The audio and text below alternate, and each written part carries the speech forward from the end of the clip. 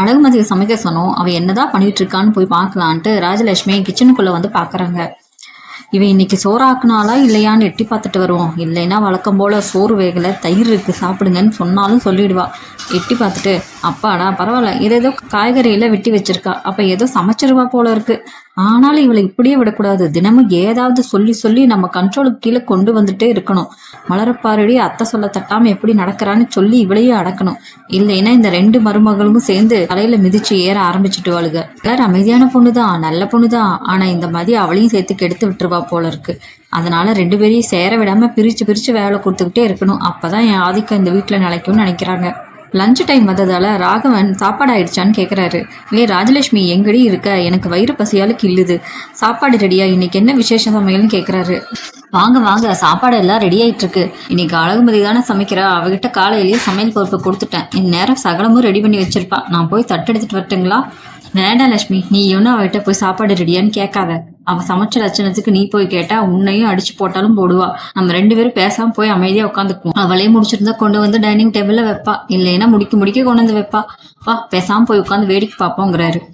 ஏங்க நீங்க வேற, இங்க ஃபேன் காத்துல உட்காருங்க, சாப்பாடு ரெடியா இருந்தா நான் கூப்பிடுறேன்.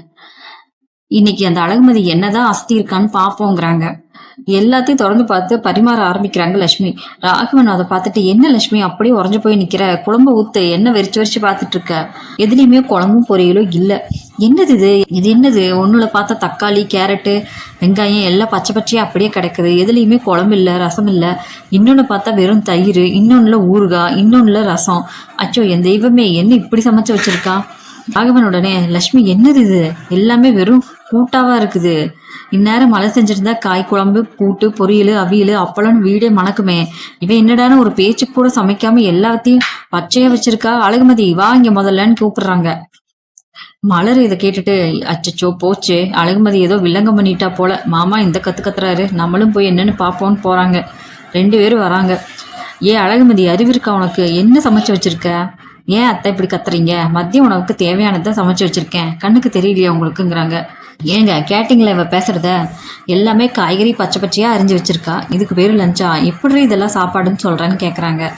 ஆமாங்கத்தா, இதெல்லாம் ஃபைபர் அதிகமா இருக்கிற சத்தான உணவு, தினமும் மாமா வந்து தலைவலிக்குது, சுகர் ஏறுது, ஹார்ட் பீட் அடிக்குது, நெஞ்சு வலிக்குதுன்னு புலம்புறாருல, அப்படி இருக்கும்போது தினமும் எண்ணெயும் நெய்யும் ஊற்றி சமைச்சு போட்டா உடம்புக்கு ஒத்துக்காது, அதனாலதான் இப்படி பண்ணேங்கிறாங்க. என்ன சொல்ற, பச்சைக்காயை தின்னா நோய் போயிடுமா? பின் என்ன மாமா, எண்ணெய் அதிகமா ஊற்றவே கூடாது, அதுக்காக தான் அப்பளத்தை எண்ணெயில பொரிக்காம நேரடியா தணல்ல சுட்டு வச்சிருக்கேன் பாருங்க.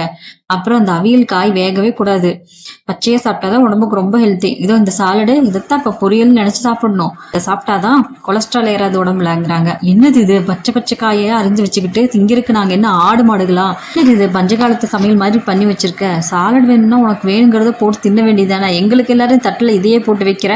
அத்தை மாமா எல்லாருக்கும் தனித்தனியா சமைச்சா எனக்கு நேரம் வீணாகுங்கள, 4-5 டைப்பா சமைச்சிட்டு இருந்தா மற்ற வேலையை யார் பாக்குறது, யாருமே இங்க மற்ற வேலையை பார்க்க மாட்டேங்கிறாங்க, நீங்க தான் வீட்டுல சும்மா ஃப்ரீயா இருக்கீங்களே, வேணும்னா வந்து சமையல உதவி பண்ணுங்களேன் அப்படிங்கிறாங்க. அடியே ரொம்ப பேசாதடி, வயசான காலத்துல என்னையும் வேலை பார்க்க சொல்றியா, உன்னை சமையல் பண்ண சொன்னா பச்சைக்காயை வெட்டி வச்சுக்கிட்டு ஒன்னா போட்டு எல்லாத்தையும் வச்சிருக்கு, சாலடுங்கிற ஃபைபருங்கிற, என்னடி நாங்க நிம்மதியா ஒரு வேலை கூட சோறு தின்னக்கூடாதுன்னு முடிவு பண்ணிட்டியடி அப்படிங்கிறாங்க.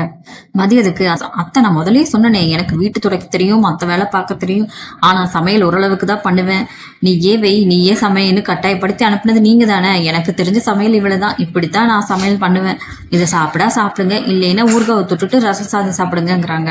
லட்சுமி அதுக்கு, நாங்க நிம்மதியா வாழவே முடியாது போல இருக்கே இவகிட்ட, இந்த வீட்டுல சோத்துக்கு வழி இல்லாம பண்ணிட்டாலே. மலருடனே வந்து, அத்தை கொஞ்சம் அமைதியே இருங்க, அவகிட்டதான் முதல்லயே சொன்னீங்கல்ல வீட்டை பாத்துக்கிறேன்னு, நீங்க தானே கட்டாயப்படுத்தி சமைக்க சொன்னீங்க, அப்புறம் அவ எப்படி அத்தை சமைப்பா, சமையலே செய்ய தெரியாதவங்கிட்ட போய் சமைக்க சொன்னா அவளுக்கு தெரிஞ்சது தானே செய்வா. ராகவனதுக்கு, என்ன மலரு நீ அவளுக்கு சப்போர்ட் பண்ணி பேசுற, அவகிட்ட கேள்வி கேட்டா அவதான் பதில் சொல்லணும், நடுவுல நீ வந்து அவளுக்காக வக்காலத்து வாங்கிட்டு இருக்க. இல்ல மாமா, இன்னைக்கு தானே அவ முதலே சமையல இருக்கலே போயிருக்கா, நம்ம கொஞ்சம் ஆதரவா பேசி சப்போர்ட் பண்ணாதானே கொஞ்சம் கொஞ்சமா பழக முடியும், எடுத்தோடனே எல்லாமே தெரிஞ்சிருக்கணும், ஒன்னு எல்லாரும் திட்டினா அவன் எப்படி சமைக்க பழகுவா. ராஜலட்சுமி இதுக்கு, பாத்தீங்களாங்க 2 மருமகளும் கூட்டு சேர்ந்துட்டாங்க, மலரு இது உனக்கு நல்லதில்ல பாத்துக்கோ, இவளுக்காக நீ பறிஞ்சு பேசுறது இல்ல, என்னைக்காவது ஒரு நாள் இவன் உன்னையும் தூக்கி எறிஞ்சிட்டு பேசுவா, இவன் கூட்ட நம்பிட்டு நீ கெட்டு போகாத அப்படிங்காங்க. ராஜலட்சுமி மதிய பார்த்து, சரி தாயே, இனிமே நீ வாழ்க்கையில சமையல் பக்கமே வராத, சாமி புண்ணியத்துல மலரே சமையல் பண்ணட்டும், நீ போய் வீடு துடைக்கிற வேலையை பாரு, உன்னை சமைக்க சொன்னது ஏன் தப்பு தான், மாபெரும் தப்பு தான்ங்கிறாங்க. ஆமா லட்சுமி, மத்தியானம் சோறே வயிற்றுக்கு பத்தல, வயிறு காஞ்சு போச்சு. மலரு, இன்னைக்கு சாயங்காலம் டீ குடிக்கும்போது நல்ல ஸ்நாக்ஸாக பண்ணி கொடு, வயிறு எரியுது. நல்ல சூடாக காரசாரமாக பஜ்ஜி போண்டா இந்த மாதிரி ஏதாவது சுட்டு தரியான்னு கேட்குறாங்க. அப்போ மதி குறுக்கிட்டு, அதை பற்றி நீங்கள் கவலைப்பட வேண்டாமாம்மா, நான் மதியமே சாயங்கால ஸ்நாக்ஸுக்கு ரெடி பண்ணி வச்சுட்டேன். என்னது, நீ ரெடி பண்ணி வச்சிருக்கியாங்கிறாங்க ராஜலட்சுமி. வேற என்ன, சத்தான கொண்டக்கடலை சுண்டலை நல்லா ஊற வச்சு அவிச்சு வச்சுட்டேன். சாயங்காலம் டீ கூட அதை சாப்பிட்டு தான் ஆகணும்ங்கிறாங்க. என்னடி இது, நாங்கள் என்ன சாப்பிடணும்னு நீ ஆர்டர் போடுறியா? பின் என்னங்க மாமா, அட்டாக் வருது, நெஞ்சு வலி வருதுன்னு சொல்றவங்க பஜ்ஜியும் போண்டாவும் சாப்பிட்டா உடம்பு தாங்குமா? வயசான காலத்துல எண்ணெய் பலகாரம் உடம்புக்கு கெடுதல். இந்த சுண்டல் சாப்பிடுங்க, இதுல நிறைய புரோட்டீன் இருக்கு, உடம்புக்கு நல்லதுங்கிறாங்க. லட்சுமி தலையில அடிச்சுக்கிட்டு, இப்படி எல்லாம் யோசிச்சு எங்களை சீக்கிரமா மேல அனுப்புறதுக்கு பிளான் பண்ணிட்டியா? உன்னை காலேஜுக்கு அனுப்புறது தான் நல்லதுன்னு நினைக்கிறேன். நீ வீட்டுல இருந்தா எங்களை சீக்கிரமே சாவடிச்சிருவேங்கிறாங்க லட்சுமி. இப்படி லட்சுமி புலம்பிட்டு இருக்க மதி அமைதியா சிரிச்சுட்டு இருக்காங்க. மலர ஆள சிரிப்பு தாங்கவும் முடியல. இதுக்கிடையில ரேவதி மலருக்கு போன் பண்றாங்க. அண்ணி கேட்டுட்டு இருக்கீங்களா? இன்னைக்கு ஆக வேண்டிய காரியம் முடிஞ்சிருச்சு, நீ நூலில தப்பிச்சேன். என்னாச்சு ரேவதி, ஏன் இப்படி மூச்சு வாங்க பேசுற? தங்கராஜ் அண்ணன் ஏதாவது கண்டுபிடிச்சிட்டாரா? அதை ஏன் கேக்குறீங்க? நீங்க அனுப்பின பத்திரிக்கை விவரத்தை வாய்ஸ் நோட்ஸையும் போன்ல கேட்டுட்டு இருந்தேன். உங்க அண்ணன் சத்தமே இல்லாம வந்து பின்னாடி நின்னுட்டாரு. திடீர்னு யாரோ இருக்கிற மாதிரி இருக்கேன்னு பார்த்தா இவர் நிக்கிறாரு. போனை பிடிங்கி செக் பண்ண ஆரம்பிச்சிட்டாரு. அப்புறம் நின்னாச்சு. நம்ம புத்திசாலித்தனம் அண்ணன். உடனே டீ வேணுமா காப்பி வேணுமான்னு சமாளிச்சு இஞ்சி டீ ஆசை காட்டி அவர் வெளியே அனுப்பினேன். இனிமே அவர் வீட்டுல இருந்தா நான் போன் பக்கமே போக மாட்டேன்ங்கிறாங்க. அப்பாடா, நல்ல வேலை தப்பிச்சிட்டேன். ஆனா இது எவ்வளவு நாளைக்கு தெரியல ரேவதி. பொண்ணுங்களுக்கு இருக்கிற ஒரே சுதந்திரம் ரிலாக்ஸ் ஆகிறது ஒரு விஷயம் போன் மட்டும்தான். அதையும் புனிய வச்சுட்டாங்கன்னா நம்ம என்ன பண்றது? அப்ப அழகுமதி பக்கத்துல இருந்து வராங்க. என்ன நீ பேசுறீங்க? போன் யூஸ் பண்றது கூட புருஷ அனுமதி கேட்கணுமா? அது எப்படி போன் கூட கொடுக்காம ஒருத்தர் அடக்கி வைக்க முடியும்? போனுங்கிறது இந்த காலத்துல அடிப்படை உரிமை.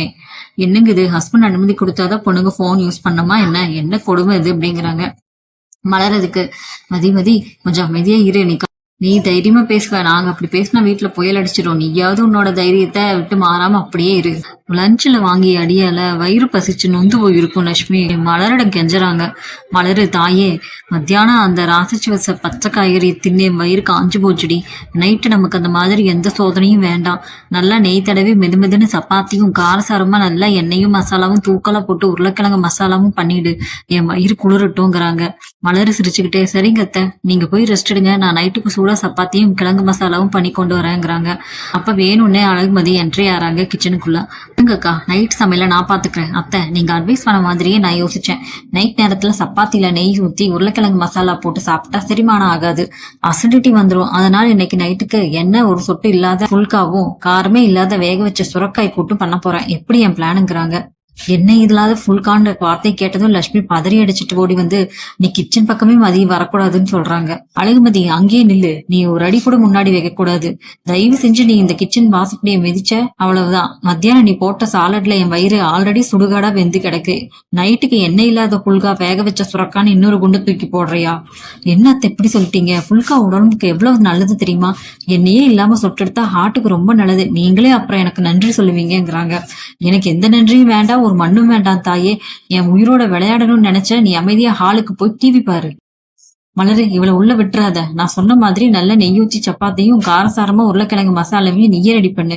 இவ கையால இன்னொரு சுரக்காவை தின்னா நான் நைட்டோட நைட்டா பரலோகம் போயிடுவேங்கிறாங்க. மலருக்கு சிரிப்பை தாங்க முடியாம, சரி அத்தை, நீங்க பயப்படாதீங்க, மதியம் நான் ஹாலுக்கு அனுப்பிடுறேன். நீங்க கேட்ட மாதிரி சப்பாத்தியும் மசாலாவும் செஞ்சு தரேன். அழகுமதி அதுக்கு நக்கலா சிரிச்சுக்கிட்டு, சரிங்க உங்க இஷ்டம், ஆனா நெஞ்சு கரிச்சு தூக்கம் வரலைன்னா அப்புறம் புலம்ப கூடாது சொல்லிட்டேங்கிறாங்க. மதி அங்கிருந்து அப்படியே நகர்றாங்க. லட்சுமி அதுக்கு, அப்பாடா பொழைச்சோண்டா சாமி இன்னைக்கு அப்படின்னு நிம்மதி பெருமூச்சு விடுறாங்க.